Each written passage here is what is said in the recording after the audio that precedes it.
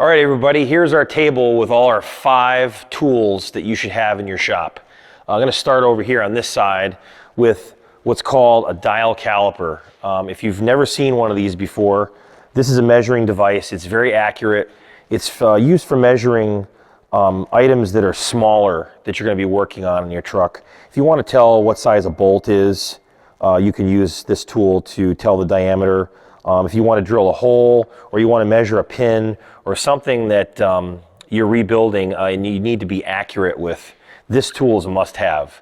And these aren't expensive. You can get these online for between as cheap as $20, which I don't recommend.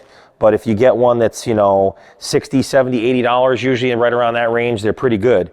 This one happens to be a Fowler. I think I bought it online on a supplier like Granger or McMaster-Carr. I believe it was a McMaster-Carr, and it's working fine in the shop. But this is a very, very handy tool, mainly if you're working on something that is detail-oriented. You need to have something that's accurate, an accurate size. Get yourself one of these. Next, we have our second tool. This is a multimeter, okay? If you don't have one of these in your shop, you need to get one. Again, this is the must-have list here. This one happens to be from GB Instruments.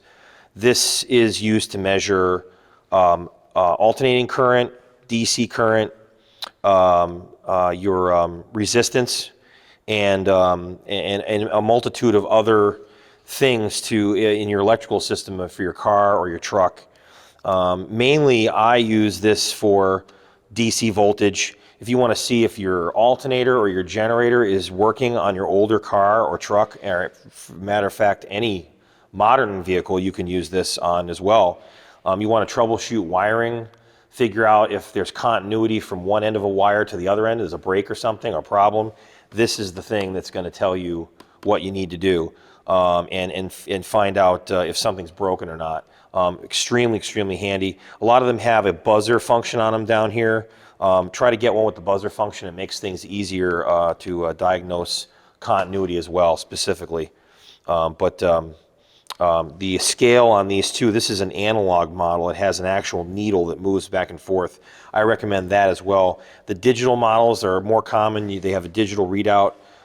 They're oftentimes sluggish and don't react quickly to changes on a car. With the analog needle, the needle will move and bounce if there's a problem or there's a break or a partial break in something, whereas the digital meter will flash and blink around and you can get a bad reading and you really can't tell what's going on. So that's what I recommend here is the analog multimeter. Here's tool number 3. Now I have 3 of these here, okay? I'm really talking about just your basic angle grinder. This is your right angle grinder. This is something that's more common to have in somebody's garage, I guess.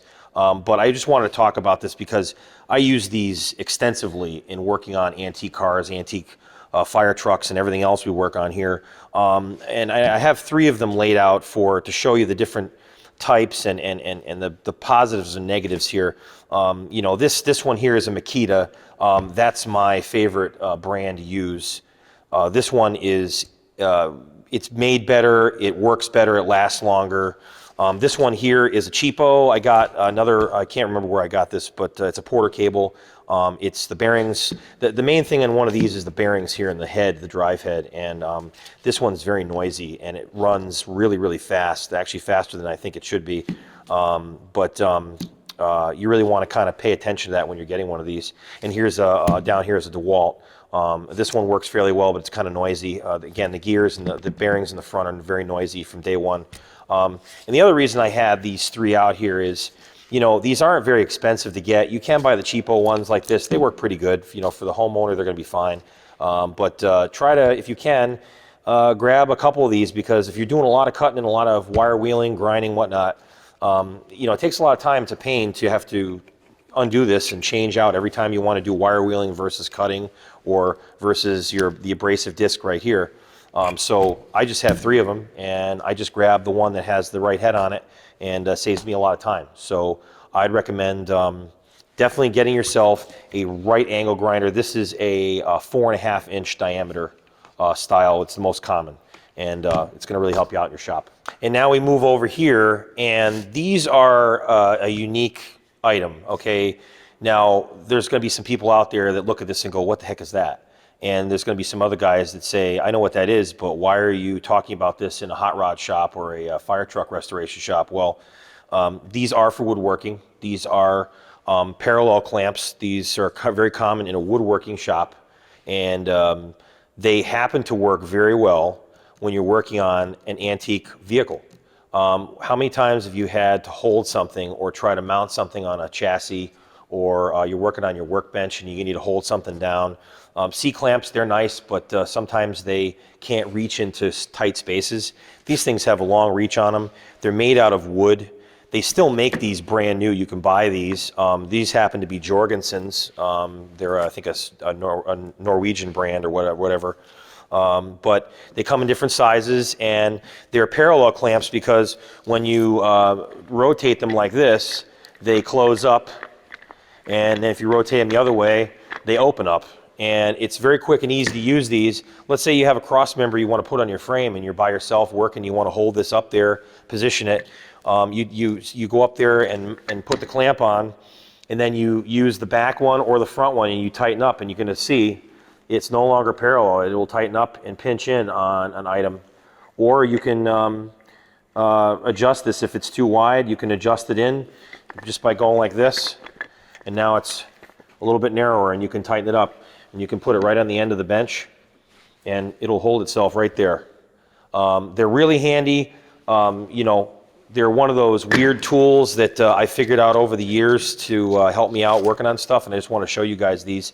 These would be available at Woodworking Supply Place, or check your swap meets or antique places, yard sales. A lot of times people are giving these things away. They don't even know what they are or how they work, and they really help you out working on your projects. So get yourself a pair of parallel wood clamps. And now we've got our fifth and final must-have tool in every shop, period. The Burnsomatic Torch. I use this thing every day. If you have a problem with something, you're trying to take something apart, you need to heat something up, whatever, this thing does it. If you smoke and you want to light your cigarette, hey, look at that, watch this. You pull the trigger, and boom, it's on. This is very handy. I use it specifically with MAP gas. This is a certain type of gas. You can get these bottles anywhere, Home Depot, all over the place. This gas, MAP gas, burns hotter than your regular blue bottle, which would be regular just propane. And I recommend getting these. And the ends of them, I have two of them here. This one here, these torch ends, they simply thread on to the bottle.